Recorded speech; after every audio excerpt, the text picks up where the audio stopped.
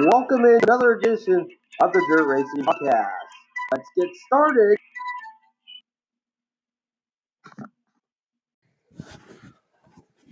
Hello and welcome to another edition of the Dirt Racing Podcast.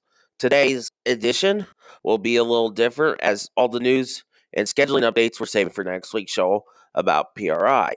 Today, our focus is the Sport Compacts with a couple guests, Rick and Chris. And I also can chime in because I was the founder on Facebook of the group We Love Sport Compacts. So join us now for this episode. Welcome to the Dirt Racing Podcast. My guest is Rick on the Sport Compacts. How's it going, Rick?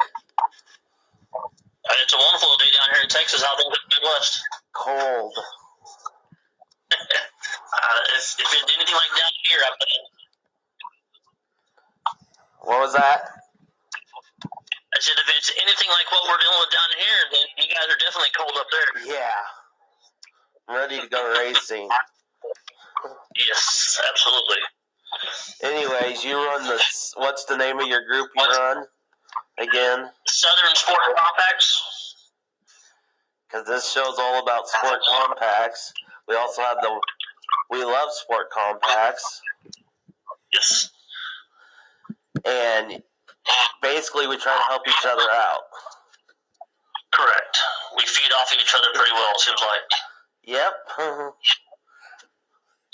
Then there's some new tracks for you guys. Dude, we have almost exploded with new tracks this off-season. We have added 4 new tracks in Texas alone for bringing in the front-wheel drive and the compacts this upcoming season. And a few years ago, we only had, I think, 3 in the state, and now we're up to close to a dozen. Yeah. And basically this is the class, if you would say, back to the old days, it's close to taking a car off the street. It's not too far from that. I mean, you get a proper car, and gut the interior out, knock the windows out, put a cage in it, and go have some fun with your safety gear. Yeah. And it's a fun class, too. It's a fun class with a lot of competitive racing. With the cars being pretty comparable, that helps out a lot. But a lot of fun, close races down here, at least. And for the most part, they're even exciting races. And so, it's definitely a fun class. But the pay, we won't get into that. If you know the pay ahead of time, it shouldn't be an issue. Yeah, but there's a couple. Yeah, that's the biggest problem up here. There's a couple tracks they don't get very many cars because of the pay. Well, if all the track, now I'm not a track promoter. I don't know how tracks do their things and how they make their decisions, but if the tracks are pretty much comparable, then it comes down to the facilities for the drivers. But if you have, just for conversation and example, if you have a track 45 miles away from you or 60 miles away from you, and they pay more on payout, then you're competing against that track, and you're going to have to get the cars. Yeah, one of the better paid tracks we have, and they paid a points fund for the champion, $750 this year. That's what the track champion got? Yeah. Okay, cool. And they got about 20 cars a week because of it. Yeah. Well, how many people actually race her because of the points payout at the end of the season? Most of the time it be weekly that matters more. It varied, but it was close to 20 cars each week. Very nice. And then you have some that are local. Mm-hmm. But then you get some of the places up north, and it's like 5 cars. Well, we have that at tracks down here where we have a track down in San Antonio that averages, I'm going to guess, around 19, 20 cars a week. We have other tracks that average 4 and 5. Now, part of that is because we're still pretty new to a lot of tracks and a lot of areas down here. The pay is pretty comparable. Mostly it's just people not knowing what to get. So, but the classes are still building at tracks. It takes some attention from the tracks to help build them and everything, of course. But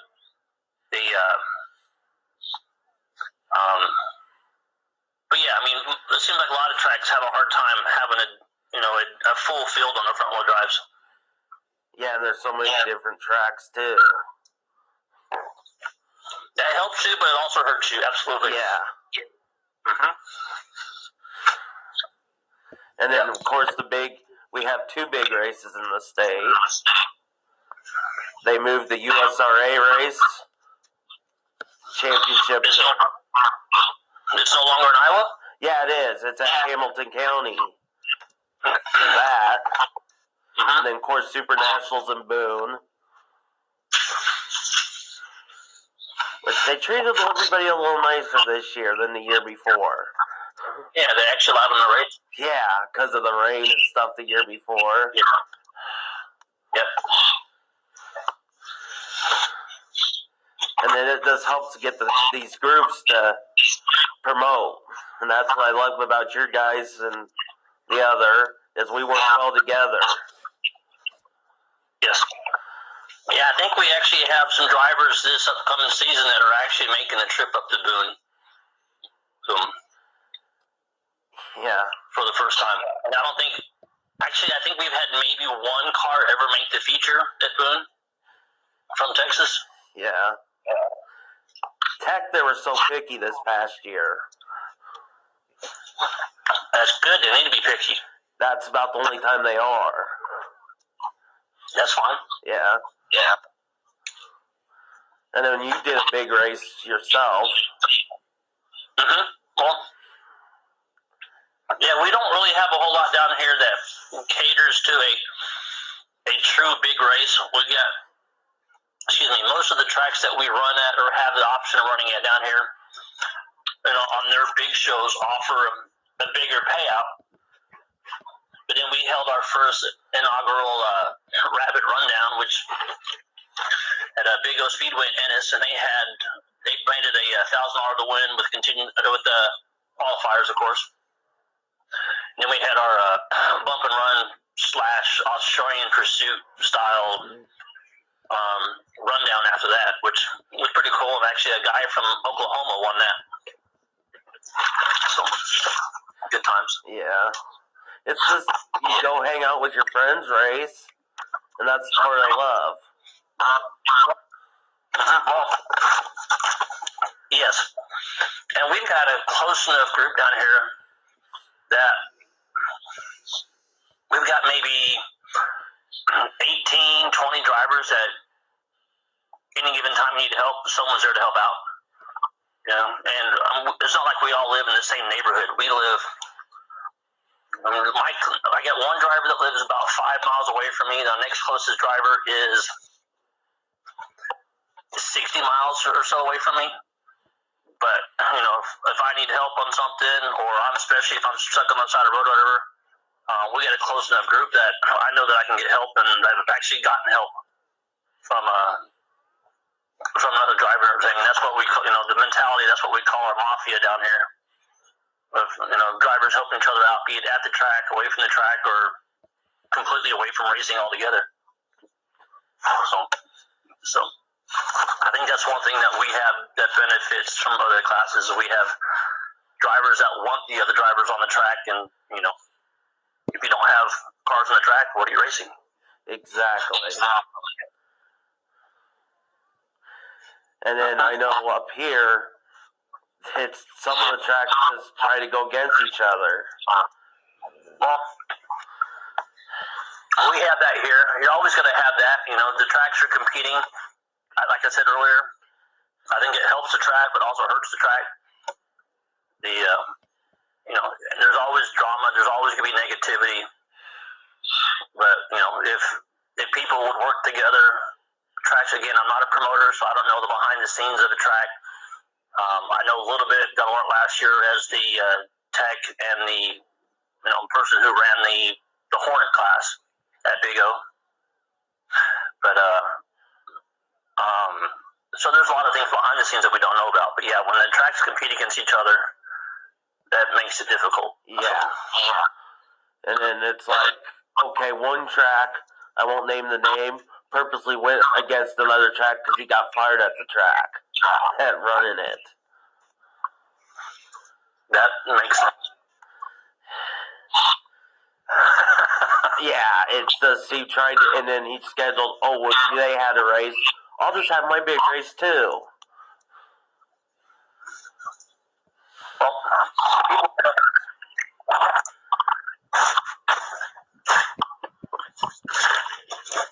When's your first race down there? February 7th. February 7th. I think they call it the Smackdown at RPM Speedway up in Crandall, Texas. We have 5 races scheduled for February, but the 7th, the 15th, the 21st, the 22nd, and the 29th. We're looking maybe March up here, if lucky. Yeah. Well, that's when most of our tracks have the schedule, like the actual championship schedule starts. But we have the benefit of IMCA, their annual stock car tour that hits down here. It's 5 races in 7 days, or 7 races in 9 days, or something like that. We have the benefit of some of the tracks that have added us for next year of actually allowing us to race those nights. More time on the track, more time for people to see the cars and everything. And going against what we just talked about a while ago, knowing that nobody else is racing, that kind of helps them get more cars to show the class off. And plus, it's on IMCA TV, isn't it? I think so. So I don't know if they're going to record or they'll air the compact race at the Fall Classic last year. It could have been because of scheduling and how late the races ran with the rain and everything, but they cut off the show before the compacts even got on the track. So it just kind of depends on what they're airing. I think that they try to do everything if they're there. If it's not right. Too late. We also have raceontexas.com that is at a lot of tracks recording also. So. Yeah, and then just getting the word of mouth. Mm-hmm. And then somebody was going to do a car for a kid.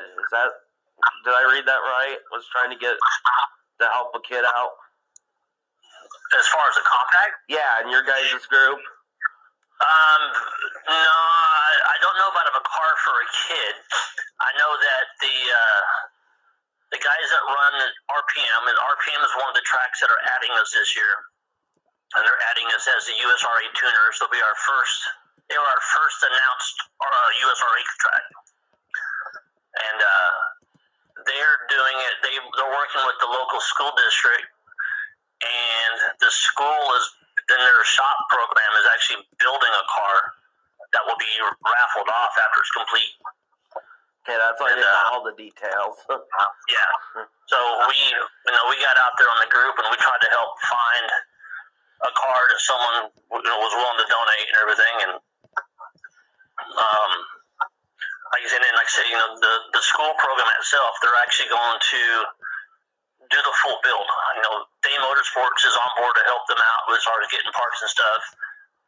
The thing that helps us out on that is from what I understand, that as they build the cage for this Cavalier, they're taking the measurements and basically creating a jig, and Day Motorsports will actually offer an actual sport compact cage in the near future instead of it being a mini stock cage that we kind of altered for our cars.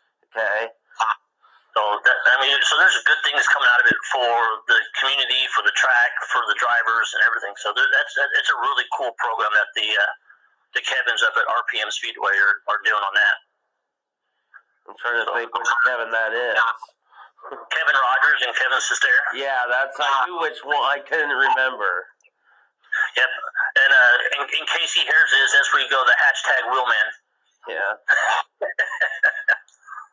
So. And then you guys were doing a points series. You were talking about that. Anything latest on that? We're still finalizing the details. We are going to have our first Southern Sport Compact Points Championship. We're still working on some of the prizes and stuff, and like I said, the fine tuning of the point system.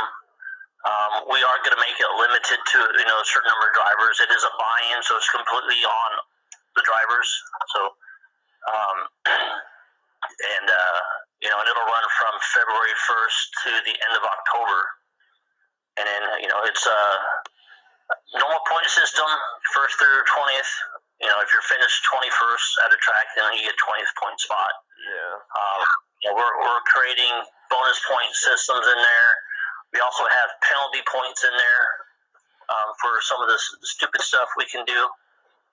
But so it should be pretty good. It's we've got some sponsors on board already that are going to do prizes and awards at the end of the season.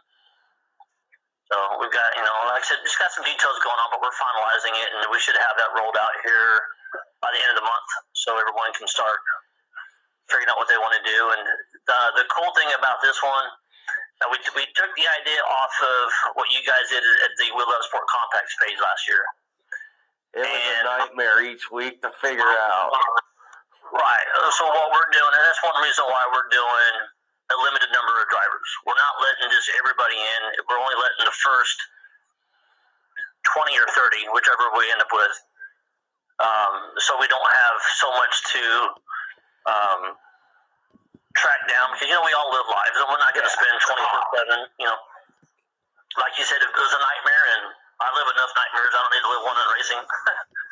But it'll be any driver that signs up for it will, no matter what track they run at, they will accumulate points for their finish that night. The example I give is, if you want to take your car up to Anchorage and do a race somewhere up in Alaska, then you still get points for it down here on the southern side. So that way, we've got a lot of people, a lot of drivers this year that are wanting to start traveling and visiting different tracks. So we wanted to make it where you can, and you're not penalized. You don't lose points because of it. And again, there'll be some qualifiers in there. It's only we're not going to count every weekend, because not everybody races every weekend. So we want to make it so anybody has a chance. So it should be pretty entertaining. It'll be a headache at first, I'm certain, but anytime something new is always a headache. Yeah, typically. So, but it'll be a good time. So, and we'll like I said, we'll roll that out here by the end of the month, and we'll keep that updated on the Southern Sport Compacts Facebook page and everything. So, yeah, so it should be good. We're just, both of us are passionate, and we just try to keep it going. Say it again? We just are both passionate. We try to keep it going for good. Well, yeah, and that's passion to a fault. So, but yeah, exactly. You gotta do what you can to keep the entertainment and the fun in it. A lot of I don't race other classes. I've never raced other classes. I've been a part of other classes, through crewing and everything, and it's like there's a lot of unnecessary stress almost, where a lot of people forget, especially nowadays, a lot of people forget that, one, you're out there to have fun, and you need to make sure you're having fun, and no matter how badly you want to win, there's 15 other cars on the track that want to win also. So it's okay to not win a race. So, which I know some people cringe when they hear that, but it's the truth. Mm-hmm. So, yep. Yeah. Well, in the interview, and I got some couple other things to talk to you privately about. Okay. So thanks for joining us. Absolutely, anytime. Okay. Our next guest is Chris, and he'll tell us a little bit about the building of the cars. How are you doing, Chris? Not too bad. How are you doing this evening? Pretty good. Like I mentioned, building the cars part. Wife and I, we got into Sport Compact because of my son. We purchased one and went down to Georgia and destroyed it, and I ended up with concussion. Wife and I decided we started building these things ourselves. We had all the technology and the equipment. We went and seen a lot of cars that weren't safe, and so we basically started building these cars. First thing we really believe in is safety. We don't like seeing cars that are the cages down where your head can hit the top and stuff. It's just dangerous for people. So we got into building cars. We do everything from just install cages to if you want a complete roller, we even do that. I mean, take it home, paint it, and go to the track. And they're basically the same, your basic car like back in the 60s how racing was. Yeah. We bring them home, we strip them out, we weld everything back down in so it's solid and safe, and our motors we buy are nothing special. We just do a lot of maintenance to them and updating and go out and have a lot of fun. And you raced some of the big money race down in Georgia, right? Yeah, we actually went down a couple years ago with my son just to go down and play in November. Actually had a lot of fun, made the show. Lately, my wife and I haven't been able to make the November race, but we've been going down in February. If you want to see some fast compacts, those boys, they know their stuff. They are fast. Yeah. And then we have the Texas boys, part of the group. What's that? The Texas guys as group members. A Texas guy. Meaning the Texas group is a sister group to the one we're in. Okay. And it's help each other out that way. Yeah. We try to help any way we can, really. In some parts of the state, the class is growing. In others, it's questionable. What's that? Meaning some parts of the state of Iowa, it's growing. But at some parts, you only get like 5 cars. I don't understand. I think a lot of the problem is, and it's throughout racing. I mean, it takes money to build these things and to run them, and nothing against the tracks. I know they're trying to make money too, but like we race for $100, and just for me and my wife to get in the pits and some fuel in the truck, we're spending $100. So, this class would grow if we had the funding behind it. I mean, just like any other class. There was an article a few years ago from a good friend of mine down in Georgia that said he would rather put up $5,000 and win for one of these than $20,000 for a late model, because if you put $5,000 up, you're going to get 70, 80 cars. Where you put 10 to 20,000 late models, and you get 30 cars. The payback's actually better. And I'll be honest, these cars put on one heck of a good show. These people out here, if they really go and watch, these are the young guys. Like I put a couple 16-year-olds in the car this year. They have a blast. They wouldn't be racing if it wasn't for somebody like me and this class. This is what this class is for. Yeah, and I know on the half mile, my home track, it's some of the best racing. Yeah, you go to, and even a small track. I mean, any class you go to, and you're going to see one heck of a good show. Yeah. And then some of the media, like being on national TV, kind of helps. So, yeah, one gentleman I have that drove my car, he got the UNOH Youth Achievement Award this year in this car, or in his car, and he got like a $10,000 scholarship. There's a lot more to it, than just racing, and there's other awards out there that these kids can really get that help them in schooling and stuff like that. Yeah. And the only NASCAR, you run one of the only NASCAR tracks around this area. There's a NASCAR track. My home track is Corning, Iowa. It's 15 minutes from me. And then I-80 Nebraska at Greenwood, we run out there, and that's also a NASCAR track. And their points are totally different than what we're used to. Yeah, they go off of your percentage of how you finish and the percentage of cars per field. They call 16 cars a full field, and luckily both of these tracks have both got, a good substantial amount of cars. Mm-hmm.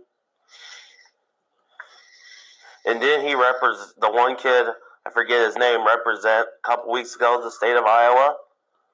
Tyler Hoover, yes, was his kid's name. He represented at Adams County Speedway, and basically the only track in Iowa is NASCAR. So yeah, he did represent them. He also represented I-80 because that was the two tracks he ran at. And it's, of course, across the country. Isn't it Division 5? Yes, it was Division 5 that he won, or won the Youth Achievement. He got second in points in the nation also. But yes, he runs against late model drivers, and it's all divisions for Youth Achievement. Youth Achievement is every class out there. There's 5 different classes. And then he was the best finish. He had an average of like 2.5 for his finish. He never got lower than a top 5 all year long. That's pretty good. Yep, 16 races in Corningen. He had 16 top 5s and 4 wins. And he won the first night of tradition. The second night got rained out. Wasn't that the night they tried to race and the pits were completely... The first night we got the show, and the second night it rained so much we never went back over. The Prelude we did get there, but we never got on the track. And of course you have the IMCA tracks is most of what we have. Yes, we went up to Harlan and ran. I got second the night I went to Harlan up there next to Denny Burgum, first of the season. Tyler also went up, and he got third. My other son, Brian, got fourth. So we had a pretty good night tonight. We went up there. We've been to Stewart. We won the Ron Little Memorial this year with our car. We've made the show at Boone this year with our car. So we've had a really good year so far. And Boone's always a crapshoot. It is. It's a lot to do with where you draw. Yeah. And I'm not real good at that. And it's only transfers so many, and it's I believe they transferred 2 out of the heats, and they transferred 2 out of the B feature, and I won my B. Then the Room of Doom after. Yeah, it's not too bad, actually. We passed through there pretty easily. We knew we were legal, so we weren't too worried. Any plans coming up to go start the season anywhere? Actually, the red car has been stripped down and is being reconstructed, and it'll be heading south in February back down to Screven, Georgia again. That should be a Dirt Vision, maybe. I believe, yeah, Dirt on Dirt or somebody, I think. I'm not positive. It's not a World of Outlaw show this year, so I'm not sure what they're doing. And is it the same cars that run Charlotte? The group? If FCDRA is who it is. Yeah. I'm not sure what group runs there. But they had so many at Charlotte. And as far as SCDRA, if we have any track guys listening to these broadcasts, I'll be honest, if somebody would be willing to step up, you would be putting on one heck of a show in Iowa. These guys are fast. Our guys would run with them, and I mean, like I have all the equipment to switch a car over, but I think it would be worth the money. You'd get a darn good car count for it. I do follow that group, and I try to pay attention.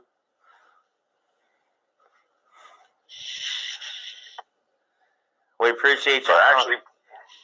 Go ahead. We've been actually building on a car tonight, so I mean, it's been my season never stops. Yeah. We appreciate your time. Not a problem. Thank you. Thank you. And if you would like more information on either group, check out Southern Sport Compacts on Facebook, and also We Love Sport Compacts on Facebook. Scheduling updates. Next week's show will all be about PRI. It's some of the major announcements happening there. plus the schedules, plus a short preview of the Dome race in St. Louis. And then 1 or 2 days before Christmas will be the best of 2019. The first show of 2020 will begin on the week of January 6th. Until then, you can always follow our Facebook and Twitter pages for all the latest breaking news.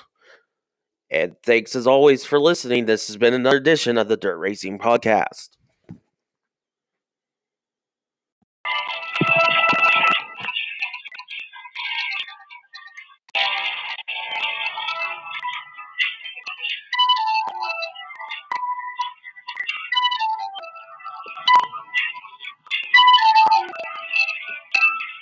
Thanks for listening to another edition of the Racing Podcast.